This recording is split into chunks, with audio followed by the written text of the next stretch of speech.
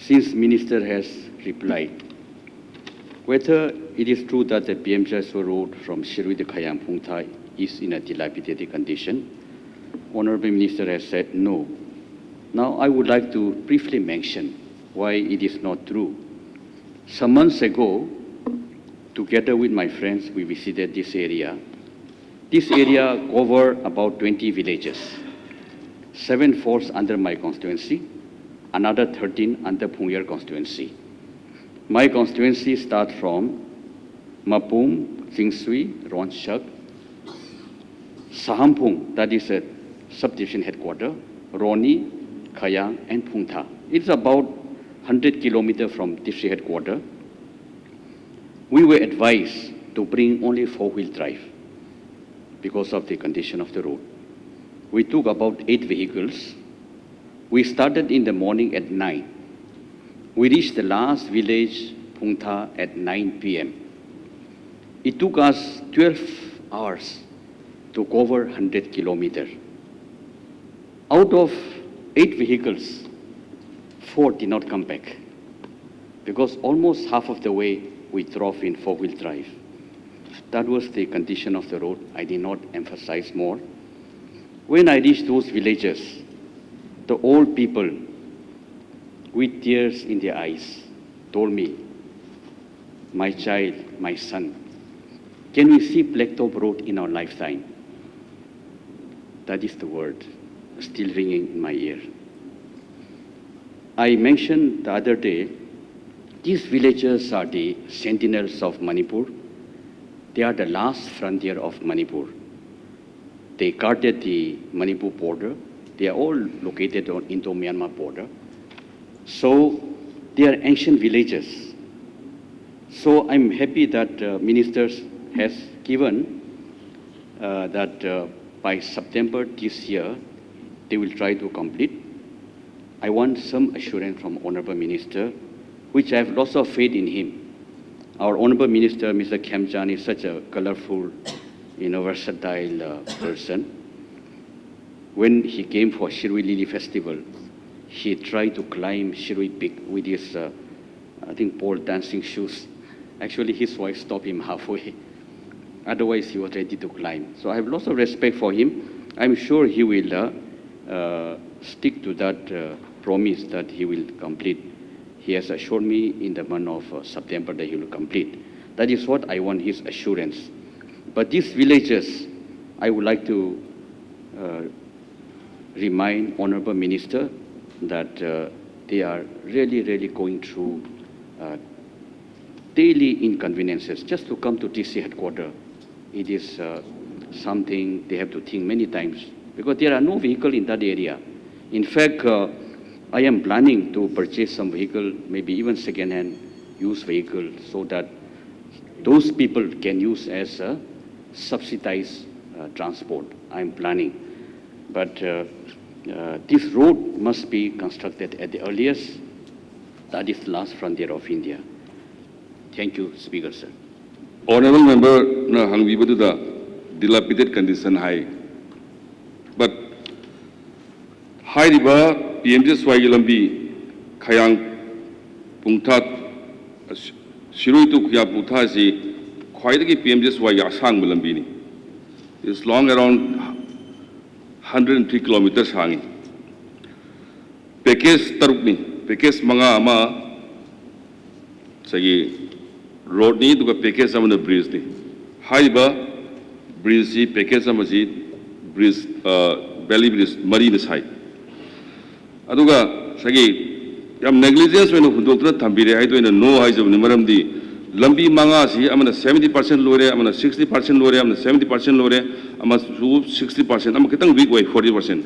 I honorable member da geotech photo go loina na hujik ai picture ake so work is progress aduna aina thamjani si ministry dagi September bawgi manungda loyo haina thabak ngaktani adu 2001 the pandemic like bagi adagi rainy season si hanak kharasu heli sina thabak kitang thengda bi masak di hoi adubu thabak subam singsida kogi missionary lady mi lady thabak hujik suri semai sengdok sage do loina na hujik hai diba lambi si kanugi yamna ngamba jaga su yaubagi lambi si kugi mamangda honorable member kugi Alfreda House ta yam toina hangiba question singi manungda si lambi jamani ada yamna ngamamba dusu kugi khunja singa kugi khungi ningthauga dagi kugi PMJSY gi engineer singa tanar kanda already rectify tawre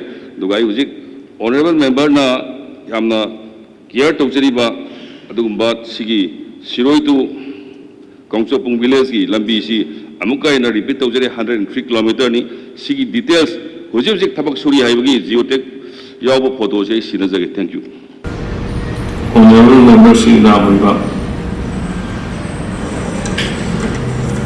Thank you, Mr. Speaker, sir, for giving me this time. If I'm not mistaken, I am one of the few among us who has worked both in the center and state in the finance ministry and department. So I feel that it is my moral responsibility to share my modest experience, my modest knowledge about the finance of Manipur. As per the Manipur budget at a glance 2022-23, grant in aid from the center we receive 64%, shares in central taxes 25%, so we receive up to 88% every year from the central government. State revenue collection is 10%. State's non-tax revenue is 2%. That means we are able to raise revenue of only 12%. I feel that it should be our endeavor to make it, or it should be our target to raise it to at least 20%. Resource mobilization and to enhance our revenue, internal revenue, should be a serious concern for the entire Manipur population. Because how long we can depend on the government of India? Now we are highly subsidized, just like the rest of the northeastern states. However, this generosity of the government of India may not continue forever. We have seen in 2014, by a stroke of pen, the entire special category status was cancelled. There was a hue and cry from all the 8 chief ministers, starting from Sikkim to Arunachal to Manipur. Because of the hue and cry raised by the 8 chief ministers, the Honorable Prime Minister appointed a committee headed by Mr. Javan, Chief Minister of Madhya Pradesh. After a great deal of deliberation, Javan committee recommended special category state and also that 90 central share and 10% state share was restored only Honorable for... member. Thank you, Speaker, sir. I was just telling the history that in 2014, the 90% central government, 10% state share was, by a stroke of pen, it was cancelled. By raising hue and cry by the 8 chief ministers of the northeastern region, Javan committee was appointed, and after a great deal of deliberation, only 14 ministries now are entitled to give us 90% grant. That is central sponsor scheme 90-10. Now, this is one simple example that it is possible that in future they may not have that generosity towards us. For example, there used to be special plant assistant SPA only for Northeast India, where we can take up landmark iconic projects. That is in addition to the central normal assistant. Accordingly, we had already constructed this beautiful assembly building, the secretariat, the Jennings Medical College, City Convention Center, Ima Market Block A, Block B in Impal and Wangkhen, Wangching Tenta. These are a few, including High Court. These were constructed under SBA. By a stroke of pen, it was discontinued in 2014. Why I cite this example, the generosity of the state central government may not continue forever. The time has come for us to raise our revenue internally. In a way, to go and ask money from central government every year, it also affects our self-respect. We are supposed to be proud people, but if we always ask money from central government, how can we maintain our self-respect? So, Honorable Speaker, sir, I want to share a little of my experience, and I would like to suggest or place in the House on record some of my few suggestions. Short term, 2, long term, 5, I would like to suggest. First, short term. This morning I read in the paper that the Honorable Chief Minister has said that Prohibition Act may be lifted very soon or it may be amended. This is a matter of great happiness actually. Prohibition all over the world throughout the history is a failure. In America in 19th century, prohibition was started, it was enacted. The result was that prohibition produced one of the greatest gangsters in the history of mankind, Mr. Al Capone of Chicago. Because prohibition did not make us stop drinking. People continue to drink. So the bootlegging make hay, and Al Capone was an example. Now this can happen even in our state. So prohibition should be either amended suitably or lifted. Whoever is opposing it, maybe they have valid point. I thought we should start a dialogue with them. There is a saying, talking is better than fighting. Whether it is the Myra Baibis or the church leaders, we should start the dialogue, and prohibition should be lifted so that we can earn the precious revenue out of the excise duty, which is now going to the pockets of the bootleggers. That should rightfully come to the state government. I must have also add something I read, that a civilization is measured by the kind of wine you drink. The way you treat the less fortunate, the poor, the differently able persons, the orphan and the widows and the poor people. That is how a civilization is measured. So I think we should also amend the Prohibition Act and promote our local fruiting entrepreneurs to manufacture wine. I will come to that a little later, why this is a win-win. Secondly, in the short term, how to raise revenue?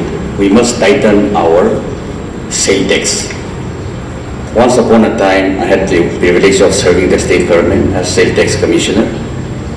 When I took over sales tax commissioner in 1995, the annual collection was 5 crore. Within 1 year, I raised it to 25 crore. How I did it? The whole sales tax was based on Assam Sales Tax Act. The invoice was collected in Kampopi, and the superintendent or inspector, sometime let go many Marwaris because of some vested interests. I tightened it, I raised it within 1 year from 5 to 25 crore. Today, I believe sales tax has come up to 300 plus crore. I think there is still a way to tighten the leakages, and we should collect which is due to the state. GST or the sales tax must be raised, the leakages must be tightened. Secondly, the power revenue collection is another source of revenue. When the previous government introduced for the first time, probably in India, prepaid metering system, it was something applauded, recognized by the whole country. Before prepaid metering system, the leakages of power in Manipur was 86%. By introducing the prepaid metering system in the Imphal city, overnight, the leakages was reduced to 36%. So this prepaid metering system is a time-tested experience that it will overnight enhance the revenue collection. So prepaid metering system should be introduced not only in Imphal district headquarters, all over the state. We must introduce prepaid metering system. By these two measures, I think our revenue can be enhanced suitably as a short-term measure. For long-term measure, I would like to share with you, we must replicate some of the good practices of our neighboring states. When I visited Sikkim, I learned that Sikkim earned lots of revenue out of the multinational companies, pharmaceuticals. There are about 4 or 5 dozen pharmaceuticals located in Sikkim, Gangtok. You know, Gangtok is 120 kilometers from the Pakdokrai airport. It took about 5 hours to travel. We have a much better reputation. Imphal is the most well-connected city after Guwahati. Imphal has now many luxury hotels. So why don't we actually invite multinational company, the rich people, to come and set up manufacturing in Imphal? Here I must mention that in the latest survey by the Niti Aayog, Manipur is rated the best performing states among the hill and the small states. The credit must rightfully go to Sri N.P. Singh, Honorable Chief Minister, that charismatic and visionary leader somebody has just mentioned. I think I compliment him, I formally congratulate him. We must capitalize this rating, the best state in the country, and we must market aggressively that Manipur is no longer a civil unrest state. Because rich people, tourists, they avoid like a plague where there is civil unrest. Fortunately today, law and order has been improved. There is peace in Manipur, and that wrong impression about Manipur must be removed.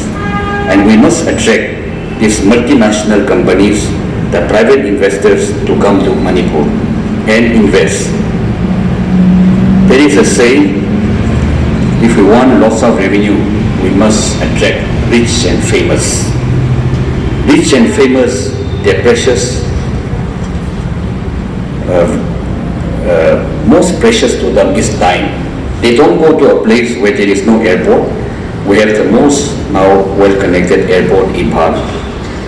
Another thing we must, I would like to mention that the rich and famous, for them, beer or wine is a part of daily meal, is a part of life.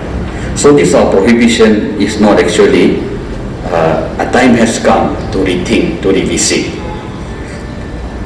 Some years ago, I was asked to take 8 ambassadors and high commissioners to Moreh. When I took them to Moreh, we stopped over in Tengnoupal, Assam Rifle. The Singapore High Commissioner told me, Mr. Muiva, I could not sleep last night. What happened? And he said, I cannot sleep without drinking beer. What kind of atrocious law you have? How can you attract investors, rich and famous, if you have prohibition? When we reach Tumu, the ambassador of Burma, give them beer like flowing water. They thoroughly enjoy it. So since that time, it gives me lots of, it makes me think the many shortcomings about this prohibition. Let us attract rich and famous to Manipur and let them set up multinational companies. Another thing I learned in Sikkim was the hydro projects. They earn at least 500 crore every year from the sale of surplus power. Luckily, they have that big rivers.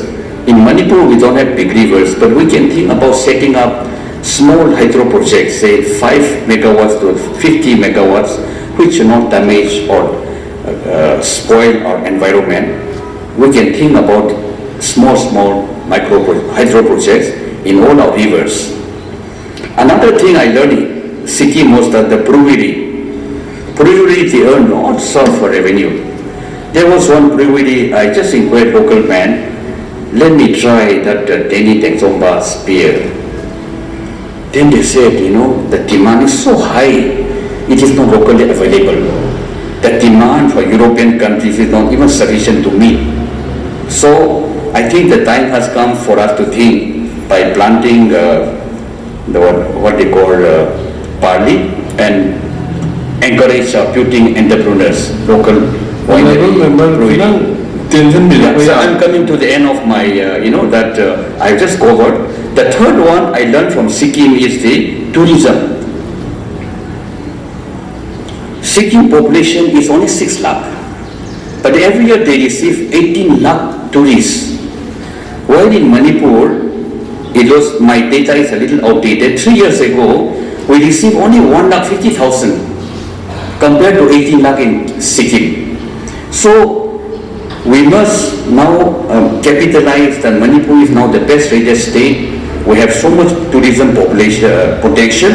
Let us attract, aggressively market for high-end tourism, just like Gangtok. This tourism has so many rippling effects, benefits. It generates employment, it generates income. So tourism is another long-term suggestion that I would like to make, that Manipur can go aggressively. Then also,